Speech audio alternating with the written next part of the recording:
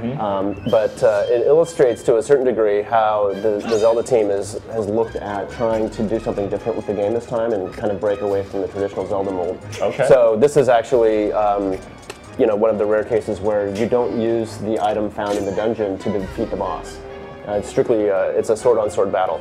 And if you notice what without a sword. Yes, here. he just he's certainly he's got some skills. He can you watch his hand and he can grab Link's sword, catches it between his fingers, and then if and if you don't get it back out of there, then he'll steal the sword from Link and use it against you.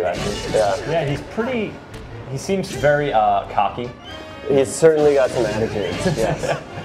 And definitely into diamonds as sort of an aesthetic thing, could we say? Yeah. So what's interesting here is you've kind of gotten the idea that he's been following you, and that the intro to this, he certainly makes it clear that he is pursuing Zelda as well. And kind of he meets you in this room, and both of you have this sense that Zelda's in the next room beyond. But he kind of decides that it's time for him to put a stop to what you're trying to do. And it's never and you get in this, of course. And so you get in this fight with him, and if we can, we'll see. If you watch, he'll hold his hand in the air, and you'll have to figure out a way using, of course, Wii Motion Plus and the one-to-one sword control, how you get around that. Yeah, if for folks who've seen Zelda in action before, usually when he's sort of poised in a boss fight, his sword is back, he's in this action stance, but now we're seeing that sword move around as the demoer repositions his remote to get a better angle. That's right, and it matches your position in space. So if you're holding your hand out here, Link's going to be holding his hand out here. It follows your hand around, and it matches your angle. The other thing that's, I think, really nice about the game is they've done a great job of giving players a variety of different ways to tackle a situation. Okay. In this case, there's a few different things you can do, and there's an example of if you use the nunchuck and shake your nunchuck out, Link will shake his shield out, and if you do that at the right moment, you can block his attack and kind of knock him back. Another option is if you time a spin attack just right as he comes at you, and you have to do it from the proper side.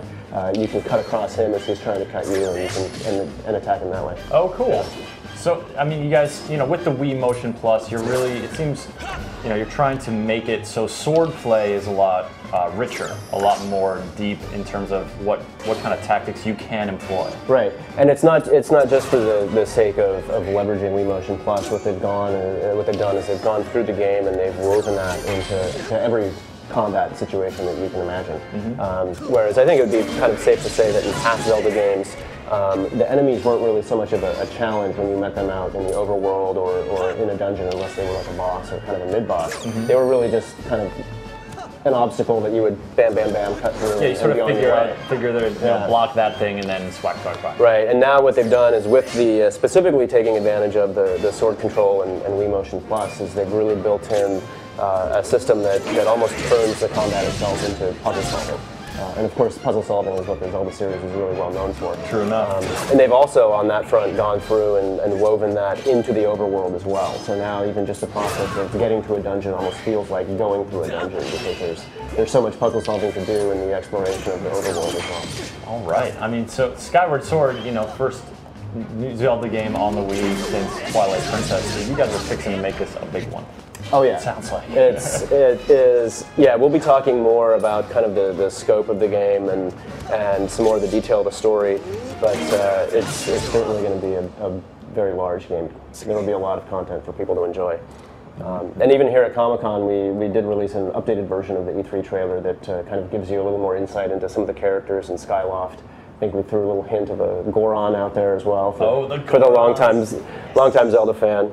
Excellent. Now, and that trailer also shows off the game's art style, which is, it's always kind of tough to nail down a description of a Zelda game art style unless it's, Wind Waker sort of cell shading, or the more realistic Twilight Princess. This is almost it's got this painterly quality almost to it. Yeah, they very much took some inspiration from classical kind of impressionist paintings, particularly with a watercolor influence. And you'll see a lot of that, particularly in Skyloft, and also to a certain extent down below, where you have kind of these sweeping vistas and you can see out in the distance, and there's this this really nice watercolor filter over the background.